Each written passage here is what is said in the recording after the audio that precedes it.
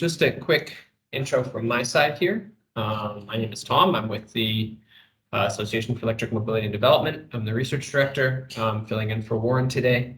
So we've got a really interesting conversation today. I'm very excited for talking about electric vehicles and mini grids and what that business looks like in terms of rural areas, in terms of providing power on a smaller scale in an area with lacking the grid.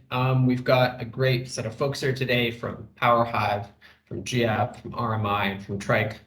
And we have Beatrice Kamal from Rome, who will be moderating this session, and we'll be happy to have your questions in the chat.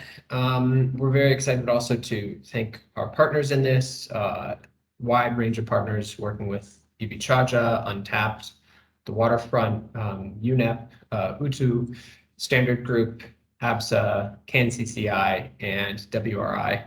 We're appreciative to all of them and to all of you to joining us today to talk about this conversation and talk about how we extend electric mobility to rural parts of Africa. With that being said, I'll stop sharing and I'll go ahead and hand over to Beatrice. Thank you, Tom. So today's topic will be very interesting on EVs in mini grids.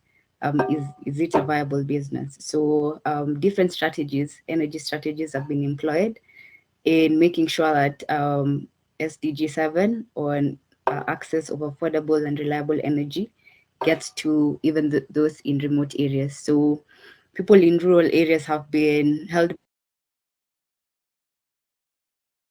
of energy as well as affordable transportation. So today's discussion will be more on how mini grids have enabled access to energy as well as to sustainable transport solutions, and is it a viable business? So as Tom has mentioned, we'll have a introduction from our panel on their companies and what they do. At the same time, feel free to write questions in the chat box area. We'll go into deep discussion and then we'll look at the questions later. So I want to hand it over to Dennis to do an introduction of the organization he works with. Welcome, Dennis. Thank you very much, Beatrice. Good morning, good afternoon, everyone on the call. And thank you for having us for this very, very interesting topic on electric mobility and how that relates to distributed renewables, particularly serving the underserved and the rural communities in Africa. I think in terms of me introducing my organization, I'll start by saying we are a funder of energy and projects that are touching on power, climate, livelihoods, jobs, etc., and every other social impact indicators. So the Global Energy Alliance for People and Planet, the name of our organization, in short, we call it GIAP, was formed last year during the COP. That was in November, and we are about to reach our first anniversary of operations. We were founded by three philanthropic organizations, Rockefeller Foundation, IKEA Foundation, and the Bezos Earth Fund. We've been incubated under the Rockefeller Foundation for the last 10, 11 months, and we are spinning out as our own entity, or as a standalone entity into 2023 and for the next few years. Our areas of target are three areas. As I mentioned, the first one is increasing access in Africa. The second is creating green jobs. And the last one is reducing carbon emissions. And we are doing this using three pillars. The first one is distributed renewables, which will be the main part that we talk about during this call. So mini grids and standalone systems powered by renewable energy. We also look at utility level support, where we're looking at injecting or integrating renewables into the grid. And the last part, or the last pillar of our work, is fossil fuel transitions. So moving away from the bigger carbon emitters like coal, and also these generators. For example, in countries like Nigeria, where there's a lot of distributed generators are quite prevalent there.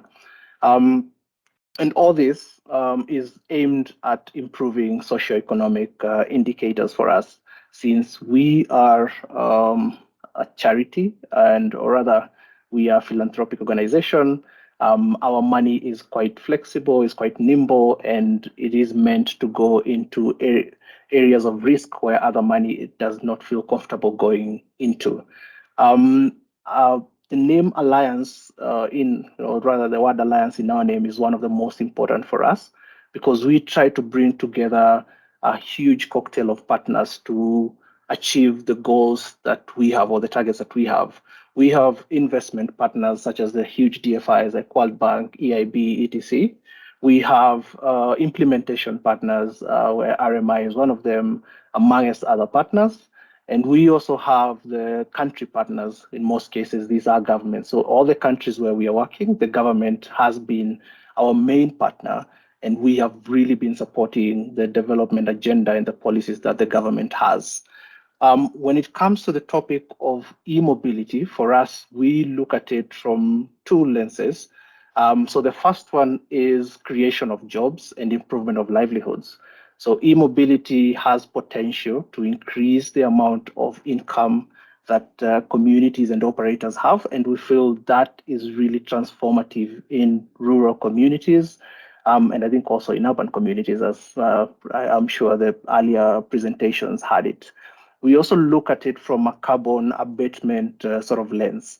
So a lot of the mobility tools or equipment that we have are powered by engines that run out by fuel. So if we are transitioning these rural communities to electric mobility in a small, but if you put it together, it's a sort of a portfolio model. We are making a mark or moving the needle in terms of reducing carbon emissions in these communities.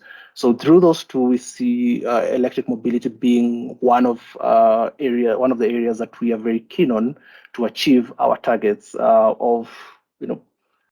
creating 150 million jobs and reducing carbon emissions by about 4 billion tons. So we see this as one of the main contributors for us. I don't know if this number is still accurate, that Africa's emissions from transport are about 40%. So it's an area that, if was transitioned or was well managed or made more efficient, there will be a lot of gains in terms of the carbon that countries want to reduce from their emission portfolio. So I'll stop there, and probably just before I stop, I'll just give one final comment about the way our company is structured. We are, as I mentioned, we are a financier. We don't have a headquarters, but in Africa, our hub is in Nairobi. We have other hubs in Asia and in Latin America, as well as another hub in London, which operates as our investment hub. And we support projects, programs, and enterprises through grants, through debt, and through equity as well. We do not have any preferred instrument. It all depends with the need, and also depends with what we want to achieve from that investment. For us, we also look at innovative financing mechanisms beyond the three, and we are always happy to consider new ways to support businesses and to support programs across the continent. Thank you.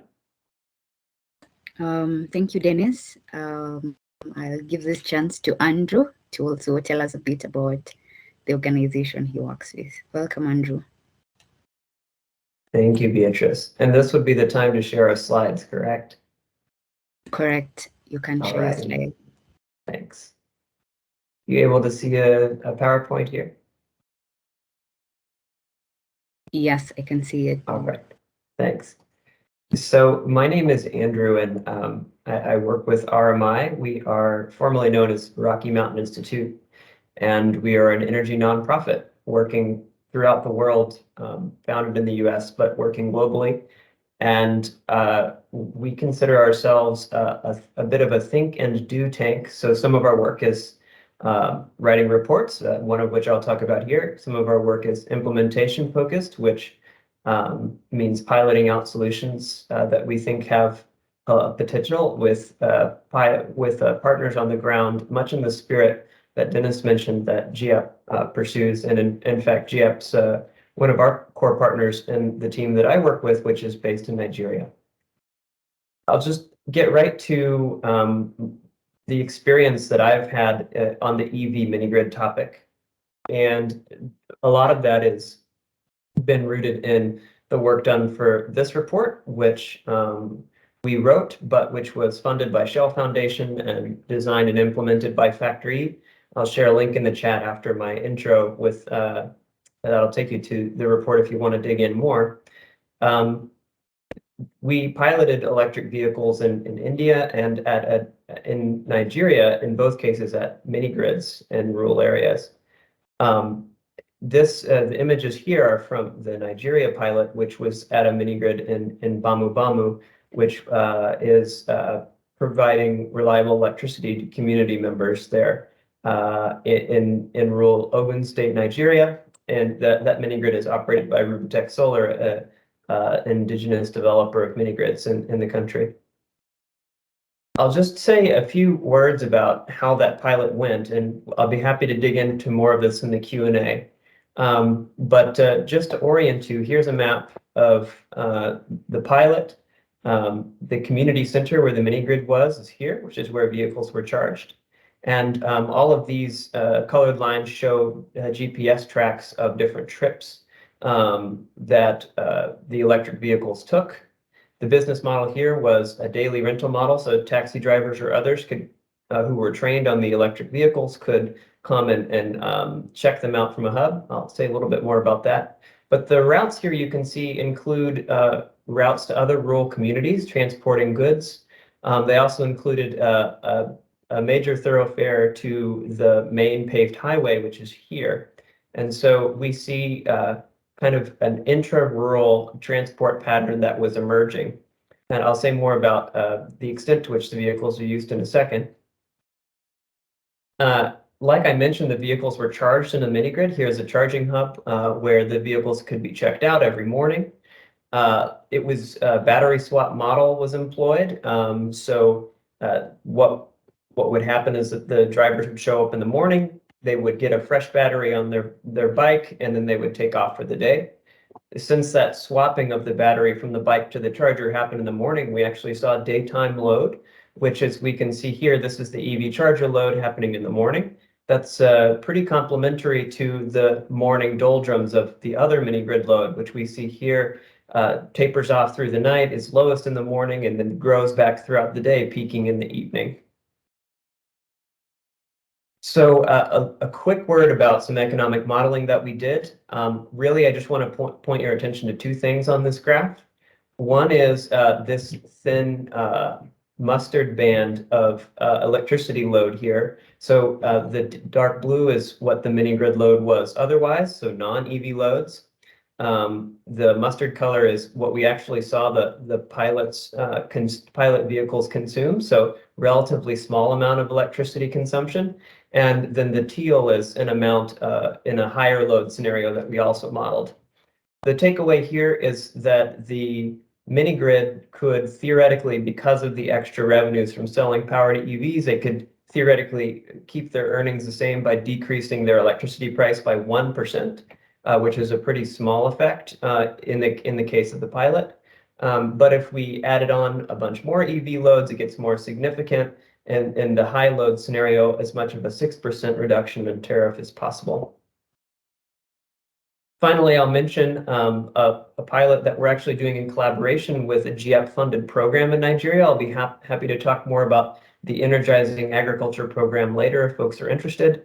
But one of the things this pilot is doing is taking these same electric motorcycles and testing them with field officers who are working with Babanguna and 1 Acre Fund to serve farmers in areas surrounding mini-grid communities. And so we're hoping that the higher usage of the vehicles by these field officers who cover a lot of ground per day will show improved economics for the vehicles and also improved consumption, some more benefits to the mini grids. So yeah, pleasure to be part of the panel today. Thank you.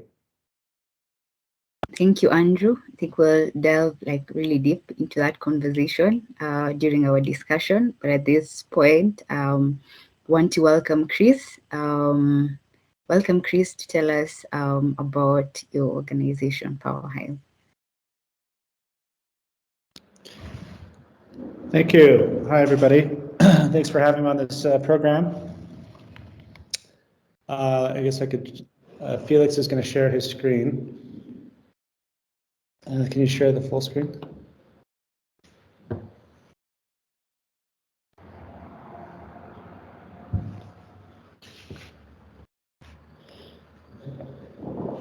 Great. So Power Hive has actually been working on the sort of mini-grid sector for quite a while, since about 2011. I think we're probably one of the oldest companies that have been trying various models and working in the space, in the sector. Yeah, okay, cool.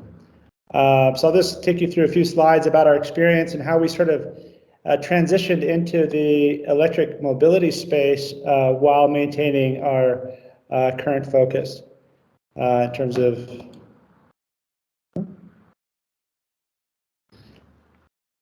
it's kind of difficult to see. So Power Hive develops and operates scalable, bankable, clean energy grid solutions to create a future where everyone has access to clean energy, electric transportation, and the opportunities that come with it. Thanks.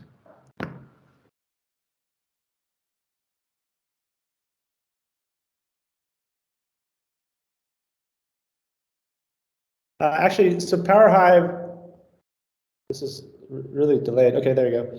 So actually, Power Hive was actually the second company in the history of Kenya to be licensed to distribute electricity.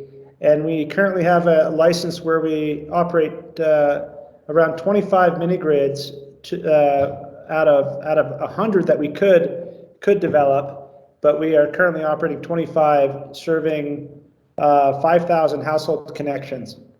And so over the past sort of, we started our life in Berkeley, California, where we developed a lot of the sort of hardware and software really to address this massive issue that we all know about.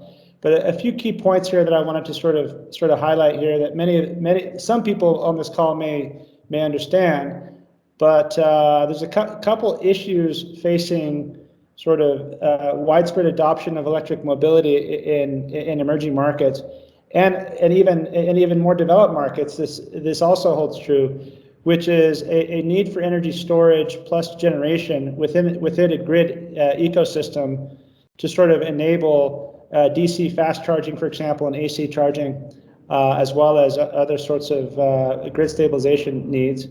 In Kenya alone, where we currently operate, there are approximately 22 million rides per day using motorcycle taxis, providing about 1.4 million drivers with jobs.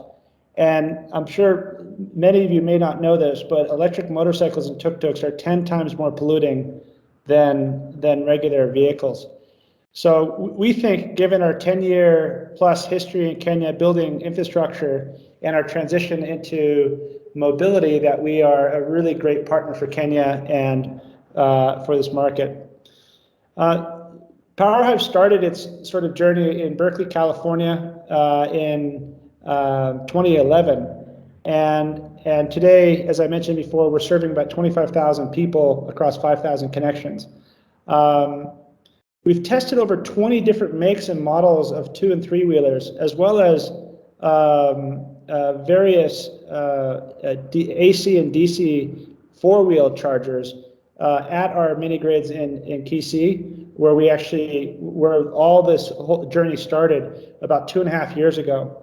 So what we've been sort of very quiet about this. This is sort of this week is sort of we're out talking about some of the work that we've been doing for the first time, because it is exciting, and but this whole journey really started because we needed to basically figure out a way as an energy company to sell more kilowatt hours for, to make our mini grids more viable. And that's sort of our evolution as a company. We've tried many different productive use applications in KC, including poultry farming, where we've started doing some Bitcoin mining exercises that we're embarking on as well. Just anything we can do to basically sell more kilowatt hours out there. So KC and our operations out there have really become a technology sandbox to try innovative new things around the intersection of new and exciting business models with rural solar-powered mini-grids. We're also doing black soldier fly production with a partner. So there's so many different things, and we get a number of visitors that come and just really look at some of this. So this next slide is just sort of again, apologies for those of you that really understand this, but I like to put it out there. So what is a microgrid definition? Well, a microgrid definition is any distributed energy generation and storage system that includes one or more off-takers of the energy produced. A microgrid can either be rural, peri-urban, or within urban settings, with off-takers such as households, businesses, electric vehicles, or the national grid, just to set the stage. And so this is this next slide shows a picture of our one of our grids in KC. These are all very standardized generation systems. We've got 60 kilowatts of solar, 186 kilowatt hours of lithium iron phosphate batteries, and very scalable modular. They're all connected to anywhere between 150 to 300 homes, and the load just from the rural sort of farmer, because we do put energy efficient light bulbs everywhere, and we really focus on energy efficiency as well, it has the effect of very low revenue. So we really needed this sort of e-mobility business to really help pick things up. And so this is again just sort of a pictographic of whatever a typical mini grid looks like. You'll have various different types of customers. You'll have very poor customers. More affluent customers make up maybe 5 or 10% of the population. And then again, it's really these other businesses that we've been trying, such as water purification, borehole pumps, and so forth, that have really. But the interesting thing I think we're all here to talk about is what we've been doing on the mobility side. So we have a partnership with Toyota Mobility Foundation. We basically have been supplying the all the electric tuk-tuks, which is now 3rd generation electric tuk-tuks. And those of you that have ever been to Kisii, Kenya, it's a very mountainous and very challenging environment, which is the perfect place to actually develop a tuk-tuk or a motorcycle. And so what we're finding, and what we found now, is that this aggregation business in partnership with TMF is really starting to take off. We're currently operating about 10 different electric tuk-tuks that are operating between a handful of our mini grids and doing aggregation of bananas and milk, and then charging for those. We have obviously some interesting load profiles and things like this, but I didn't get into this.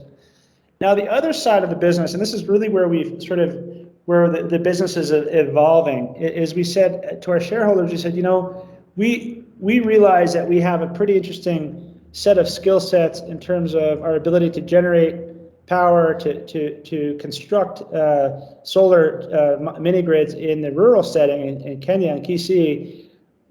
However, we also see a growing need for this infrastructure in Nairobi and other more developed markets.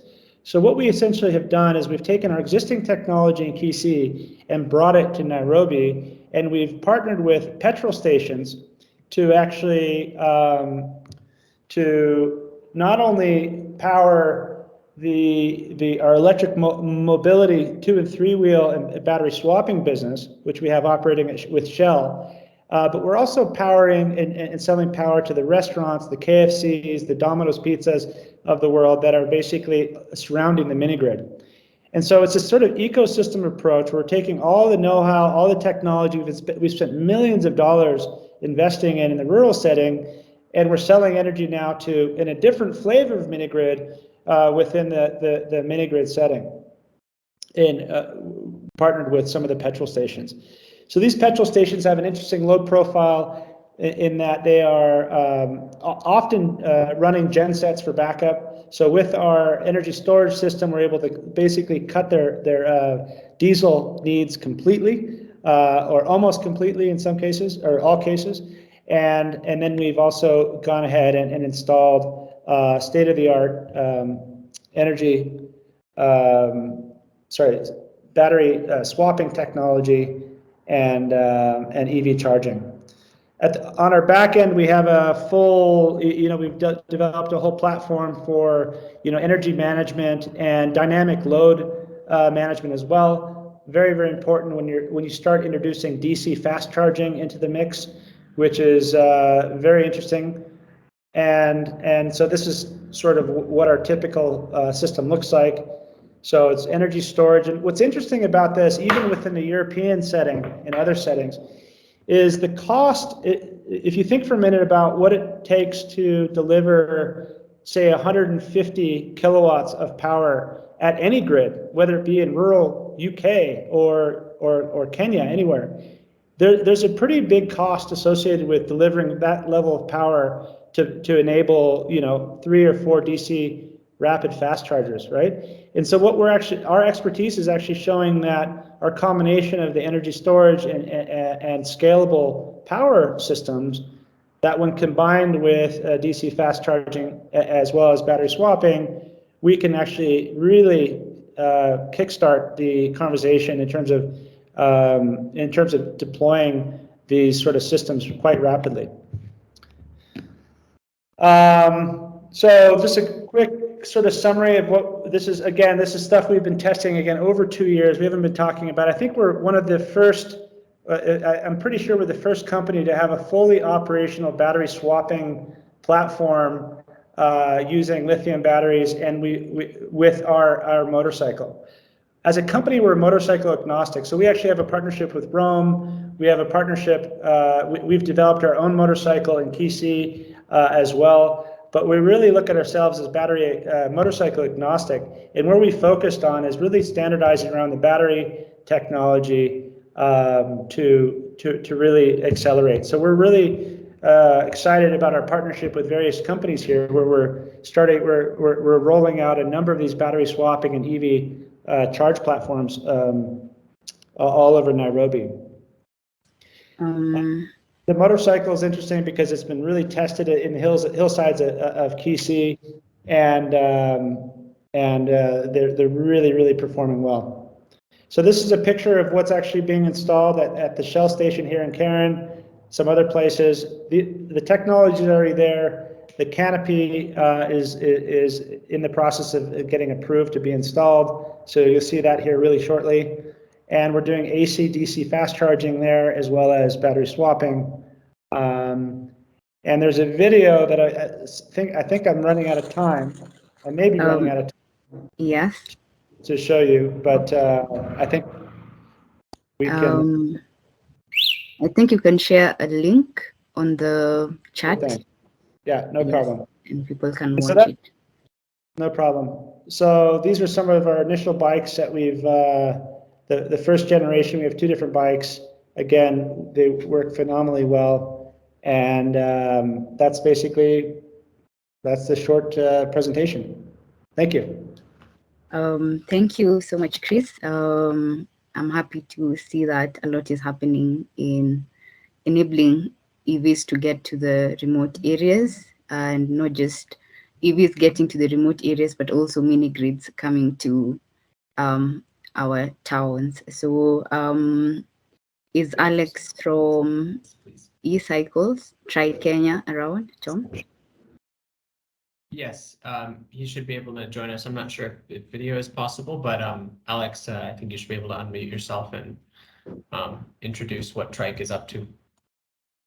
Yes, so welcome, Alex, and please keep it brief. Also to the attendees, you can ask questions in the chat box, which we'll respond to as we move along. So welcome, Alex. Thank you, Beatrice. Thank you, Tom, and good to see Chris also here. We've followed quite closely what Power Hive and all the other panelists are doing, and it's always great to reconnect and hear what they're up to. My name is Alex. I am very fortunate to lead a company called Trike. Legally, we're still Soleil Cycles, but we are within the process of rebranding to Trike, which is simply short for tricycles. So it's interesting that Chris's journey and Power Hive's journey has been started off in rural environments and now present in urban environments. We are going the opposite way. So we have been in Nairobi, and we're now quite focused on rural environments and running some pilots in Kakuma within the refugee camp and the surrounding settlement of Kalobeye and the greater Turkana area, especially applying the benefits that we all know that come with e-mobility to agricultural logistics. And I think there's been a similar pilot shared from Power Hive. So working alongside farmers and figuring out how they move their produce from their local farms to local markets. We have done pilots in the fish value chain, and are now starting to run other pilots in like fruit and veg. And also having an element of supporting the self-reliance of refugees, which is, of course, a burning and valuable thing to pursue. Besides that, we are also, so those of us who would know the company as Soleil Cycles would be familiar with our solar-powered tricycles. So vehicle integrated photovoltaics is still something we are pursuing, not least for the accessibility issues that Minigrids often solve. But nonetheless, our product portfolio, especially that is being piloted in Turkana, involves two-wheelers, electric two-wheelers, motorcycles, electric three-wheelers, which some of them have PV modules integrated to them, some do not, and also some bicycles and some tricycles. So yeah, that's basically what Trike is up to at the moment, and we'll be more than happy to answer a lot more detailed questions about the vision or what we're currently implementing. Thank you, Beatrice. Thank you, Alex. I think my first question will go back to you, Alex. So you have run pilots in Kakuma and other places, but how cost competitive are EVs in Minigrids compared to the fossil fuel counterparts? So in our experience so far, and particularly in Kakuma, I have to stress that this experience is purely limited to Kakuma and Kalobeye. We are working with, or starting to work with, a mini grid operator, Renewvia, developer and operator, who have initially it was a 60 kilowatt peak system. I think that is being upgraded to a 0.5 megawatt system. The tariffs that we're getting from Renewvia are slightly higher than those that we would get if we were reliant on KPLC, or certainly if we built our own system. So in terms of cost, we are still keen to make sure that for our border operators and the smallholder farmers who use our product, that it's very cost comparable. However, we are paying a slight premium. I wonder whether that premium is on account of reliability. So reliability is quite a huge issue in this area. That could be why we're paying slightly higher. So it's not entirely cost effective for us, but we are shielding that cost at the moment, and it remains competitive for our border operators. Thank you for that. And I think the next question will go to Andrew. So you have mentioned it a bit, but what technology are mini-grid operators and electric vehicles who have incorporated electric vehicles realizing? To what can they integrate to get the full benefit of it? Thanks, Beatrice. Yeah, I think first I kind of want to speak to the cost question that you raised, which I happen to have a quick slide on. So the way I would answer the cost question is to say that it sort of depends on the cost of electricity at any source, right? The competitiveness with EVs. when we modeled this across a bunch of different costs of electricity, that's here on the x-axis, and on the y-axis, the total cost of ownership for a vehicle, and then compared it for, in the gray band, fossil fueled vehicles, we can see that there's a lot of points where the lines here in color, which are the EV cost of ownership, are below the costs for the electric two-wheelers and three-wheelers in this case on the right-hand side. In our case, the EVs were able to charge at the Nigerian mini-grid at 34 cents a kilowatt hour. And at that price for those vehicles, even at the lower efficiency that the electric vehicles are going to get on rough roads in rural areas, we still found a cost advantage. So I guess I would answer the cost question as it depends on a lot of things, but there's a lot of places where the EVs are competitive, even when you're paying mini-grid prices, which, yes, are sometimes a premium. So I wanted to mention that. I think you also had a question about technology. And the way I would answer that is to say, really, more than a technology problem, I think the viability of EVs at mini-grids are a business model problem. In particular, you need business models that allow the vehicles to be used a lot. And in a rural setting, that is harder to achieve than in an urban setting. So really thinking about what the end customers, the drivers of the EVs, are, how they're going to use the vehicles and maximizing their benefits per mile and per day, it would be the business model challenge that I think we face. So hopefully that it answers some of the spirit of the question, Beatrice. Yes, it does. Thank you, Andrew. To Dennis, you mentioned that your company fosters collaboration and partnership with other organizations like the government. So how are you doing this and bringing all these players who, like the utility companies, other NGOs, into this sort of business to finance mini-grids and also solutions? Yeah, thanks for the question. So our main areas of intervention are, at this moment, we have three. So the first one is enabling environment.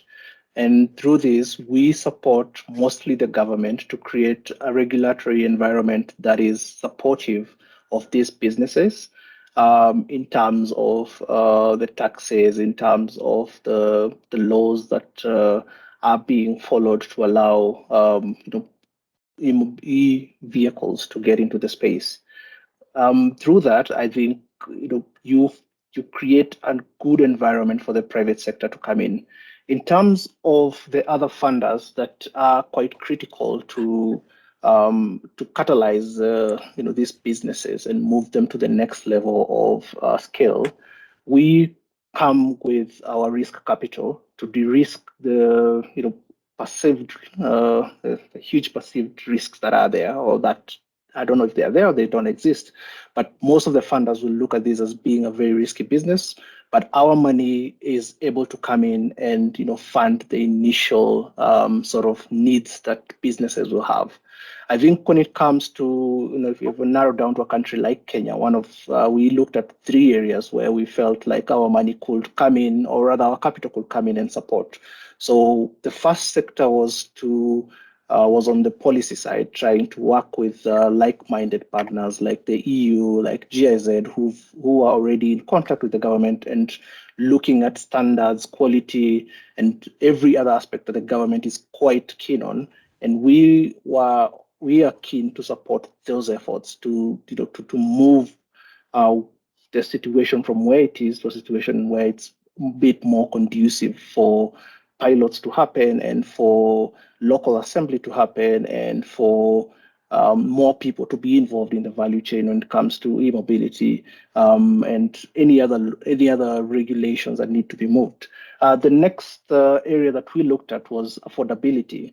I think this is a case that cuts across a lot of the appliances that are used both in urban areas and also in rural areas, that affordability is a big issue. So we come in and we are looking at doing guarantees And through these guarantees, we expect the local commercial banks to be able to offer affordable products for the consumers to buy the products, but also for the suppliers, for the assemblers. We also expect that these guarantees can be structured in a way that allow them to bring in more inventory, allow them to, give them an allowance to do more tests and take more risk in terms of what they are trying to deliver on the product, on the models, and on the technology, the whole technology bit. The last bit that we tried, it's a hypothesis for us, is the charging infrastructure. So we have a good number of companies in East Africa who are doing mobility. And one of the pain points that most of them have mentioned to us is how to scale the charging infrastructure. So for us, how can we come in and create that platform, because the charging infrastructure is really a platform or an enabler for the adoption and promotion of e-mobility equipment. How can we come in, bring in all the relevant private sector players who are developing these bikes, the vehicles, the tuk-tuks, and give them a solution that moves the capex responsibility from them and puts it in our hands initially. But as they continue to acquire more scale, that will make sure that their capex is efficiently invested, then we can move away and let the other commercial players come into play. So for us, it's really trying to bring together all the people who probably have better experience and are more, have more expertise than us in this space, but do not feel like they can put in their money at this stage. So we want to just fill in that gap and let them take over when they are comfortable moving the sector to where it's supposed to be. So that is the way we foster partnerships along all the different segments of players that we are dealing with in the industry. Thank you, Dennis. And organization is doing a really good job in that. We have seen that there are a lot of players and stakeholders interested in this sort of technology. So a question to Chris, like how is, we have seen that the rural communities are benefiting, but how is the government and other investors also benefiting from having mini-grids and sustainable energy solutions?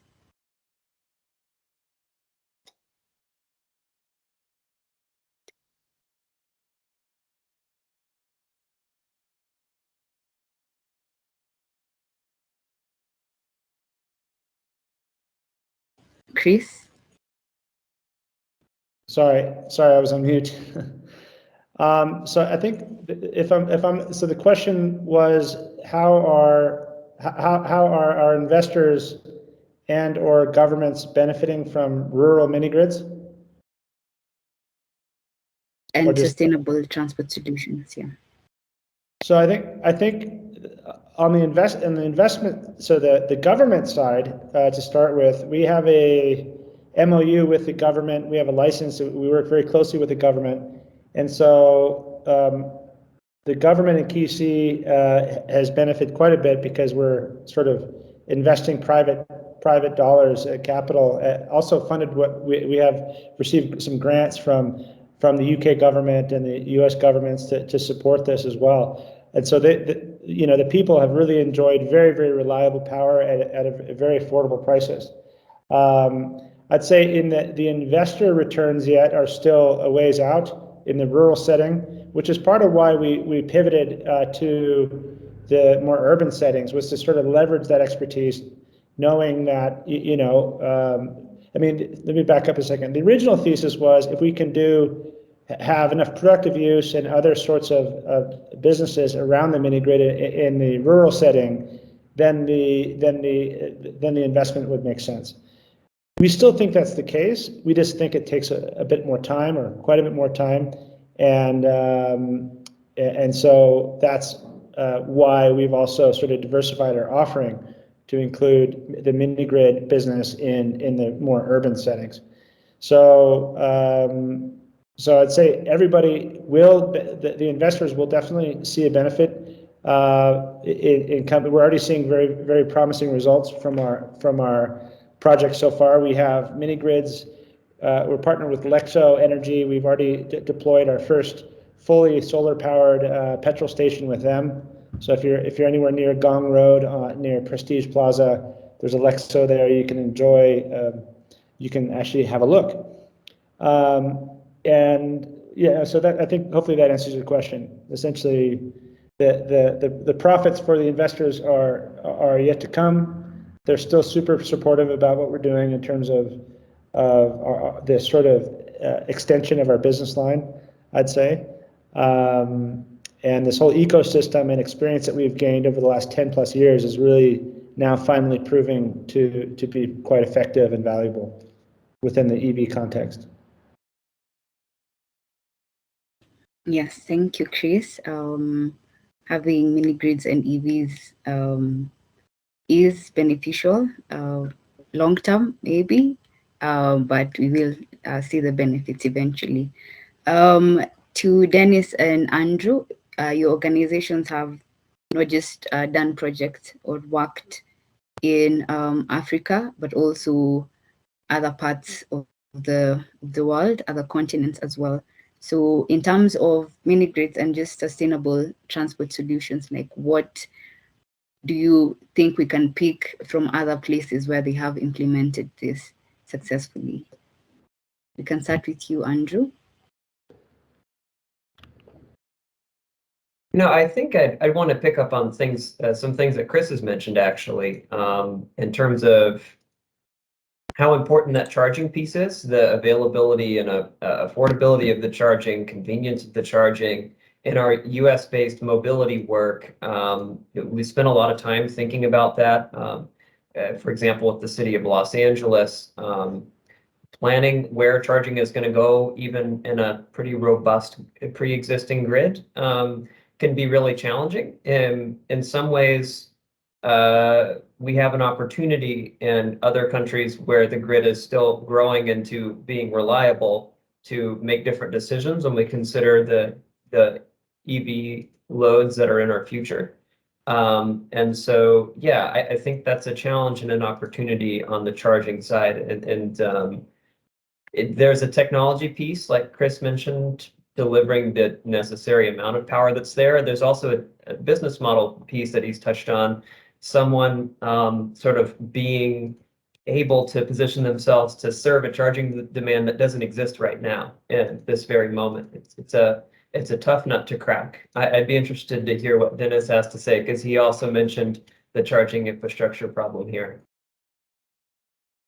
Yeah, thank you.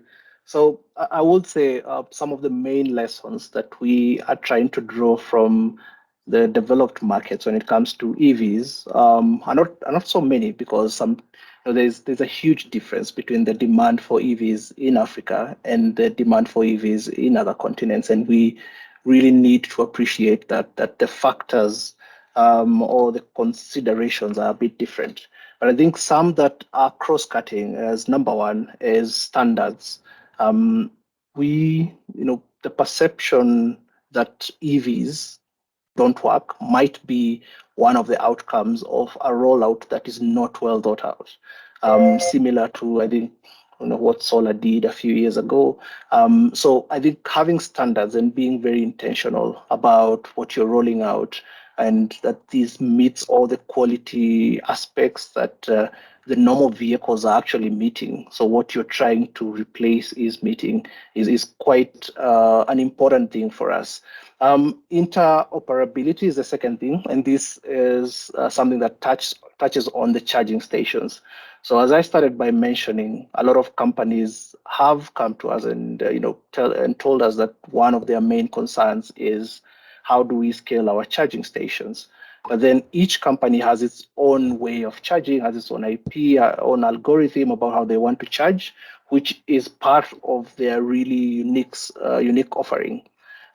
So one of the things that we've seen in Asian markets is some of the bigger two-wheeler manufacturers of two-wheel vehicles have come together in partnerships and decided we're not going to change the way we do our things, but we're going to make sure that our products can actually be charged at the same charging stations in a way.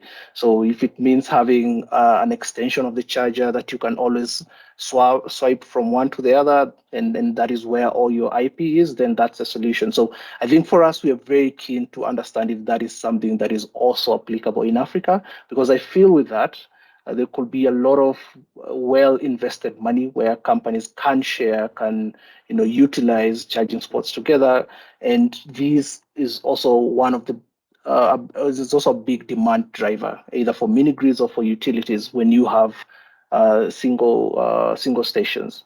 I think, in my own opinion, and probably not in my organization, is what I feel is any technology should always come in to serve what the way people actually live or the way people work, and not the other way around, where you are trying to shift the way people do things to meet the technology. And I think that is always a big risk when you're introducing new things. You will come up with a service station or charging station where, as a rider of a two-wheeler, of a commercial two-wheeler, I need to move very far just to charge a battery and come back to my normal station. So how do you make sure that this is not an inconvenience, but it's rather reducing the rigor the rigor that the person needs to put in, but is also improving their income. So for us, we feel interoperability and the charging stations is really one of the biggest missing pieces on how it can be scaled in the sector. And I think this is particularly in the urban areas, and after that it'll be easy to really replicate what has been successful to the rural areas. The last part is that data. A lot of pilots have been done, and I would think, in Nigeria, in Uganda, in Kenya, and there is a lot of data that is available that can be used to make a lot of good decisions about where do we go next. So what we have felt is that there hasn't been a lot of good partnerships between competing companies, the private sector mostly, who have a lot of this data, to be able to move towards the next level of how do we use this data for on the financial side to allow people to to get credit scoring or whatever the banks call them. How do we use this data to showcase where would we put the next charging station, because there seems to be enough demand, and how can we relate this data to the bigger data set that governments have, which is on the data that they use in creating roads, creating all these infrastructure things, which sort of is a congruence of the demand and a congruence of where people go. So with that, one of the things that we've always thought to be a very good idea is co-locating the charging infrastructure with the bigger infrastructure pieces. So if you're talking about the rapid transport on buses where they're charging, what could be the other use case for their charging port that could also bring in more demand from two-wheelers, from three-wheelers, and can that create a better business case? And all this, I think, are decisions that need to be made from a good amount of data and a certain amount of data. So we would want the sector to be more data-driven, and we are very keen to support the data-driven efforts for the sector, because we feel that this is probably one of the tools that has not been well utilized so far to create enough understanding of where intervention should be structured and where each player should go to or should chip in to move the sector or to move the needle on greater replication and greater scale in the sector. Thank you, Dennis. I saw Alex raising his hand. I think he has something to add to the discussion. Yes, and initially, yes, but I 100% agree with the points that have been articulated. Without belaboring them too much, it's certainly tons of opportunity for people to become a lot more collaborative. Currently, if everyone continues with their own batteries, their own systems, their own charging infrastructure, then we end up with a scalability bottleneck, and tied to that would be the issue of standards, but more specifically on standards. Very fortunately, I think, and out of great wisdom, there's already a technical committee in existence, of which a number of e-mobility companies are part of, that is trying to streamline standards on electric two-wheelers and three-wheelers, and also within IMDA, and I believe also Korea, there's a number of working groups that are trying to solve the same issue. So yes, the needle is turning, maybe not as fast as we want it to be, but nonetheless, there's elements of progress.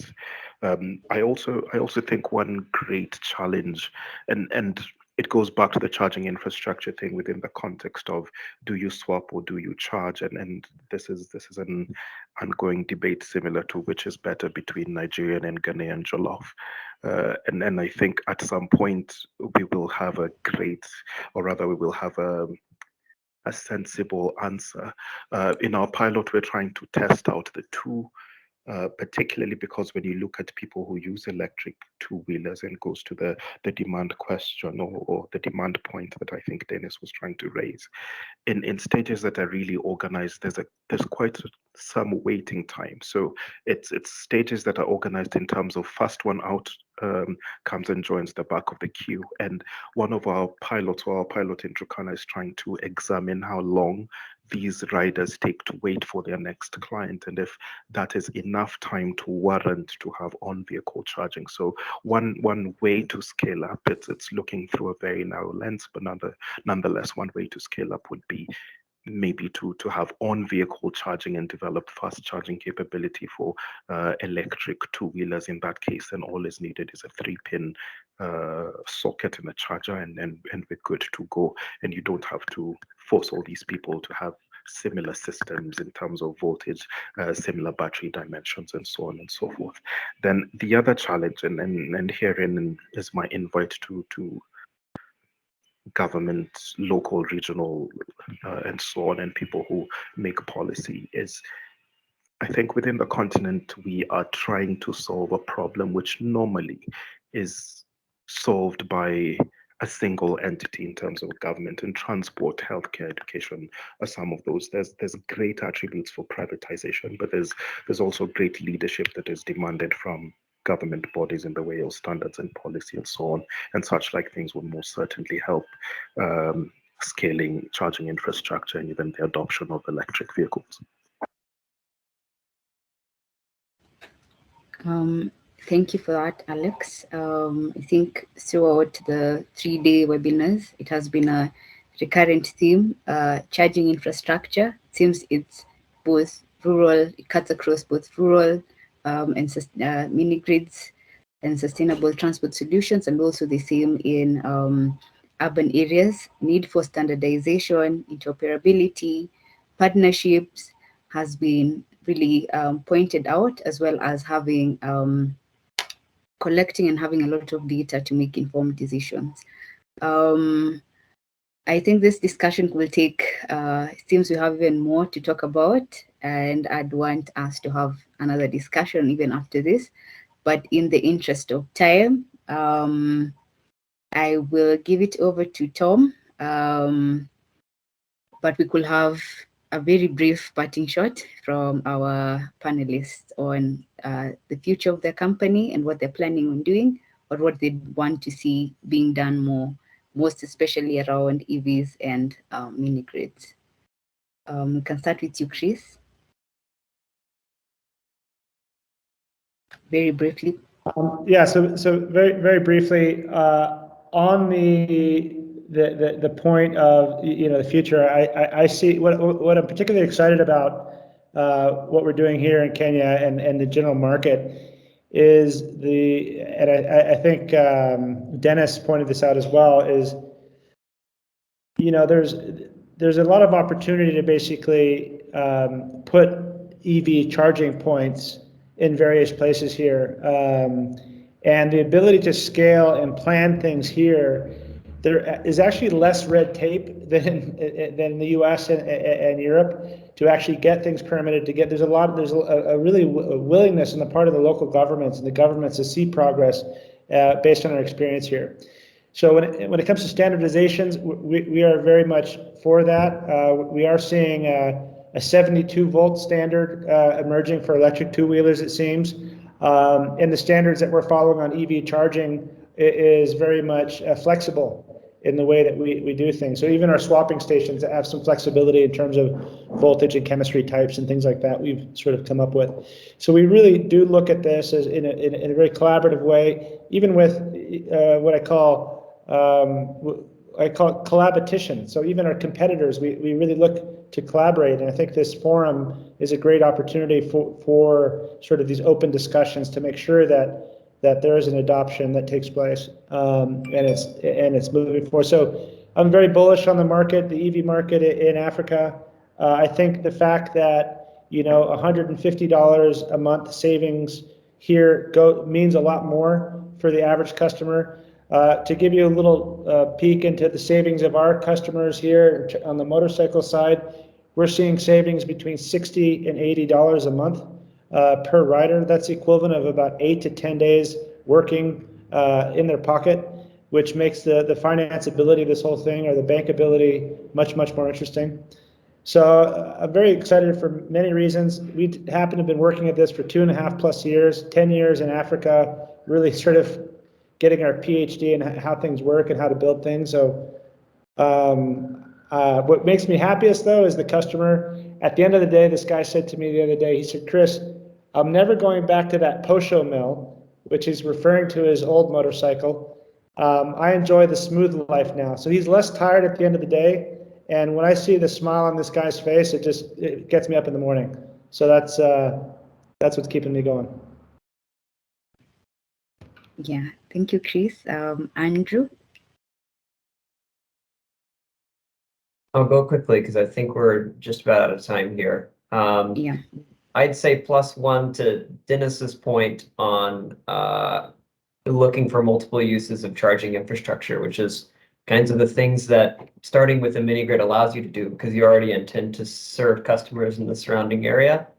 And +1 on collaboration between organizations and companies who are thinking similar thoughts. I think we do hold different pieces of this puzzle, and it's really necessary that we come together to bring our respective expertise to solve these problems. Thanks.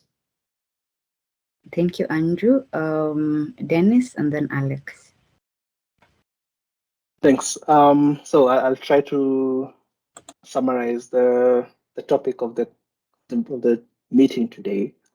I think for us, access to energy is a major thing, but currently mini-grids, or rather for the longest time, mini-grids have been suffering or being perceived as having huge demand risks. We feel that electric mobility could be one of the ways to de-risk demand on mini-grids.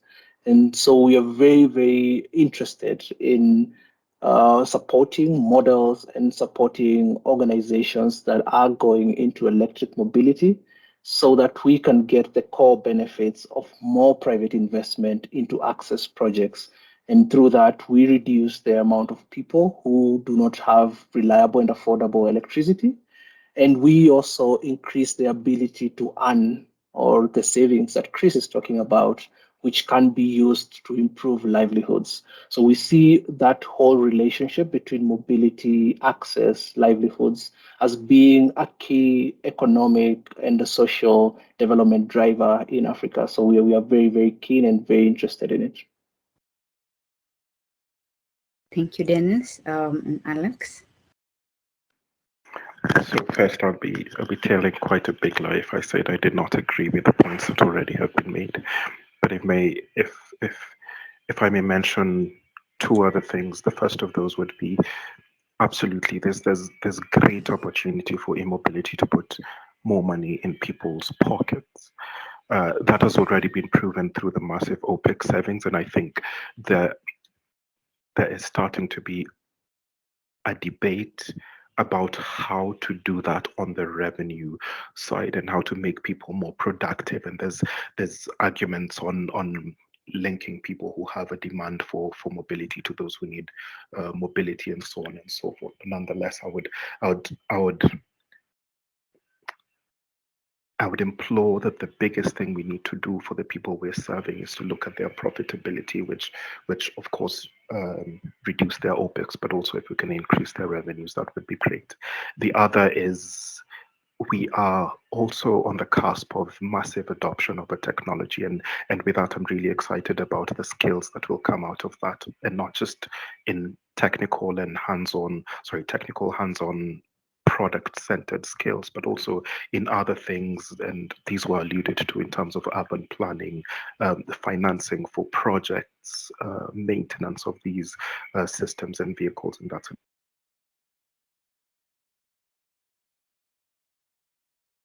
the adoption of electric mobility.